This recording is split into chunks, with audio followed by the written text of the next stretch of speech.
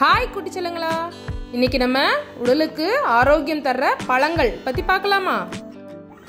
strawberry, strawberry, சேலா பழம், cherry, rambutan, ரம்டான், வெண்ணெய் பழம், அவகேடோ, குமளி பழம், ஆப்பிள்,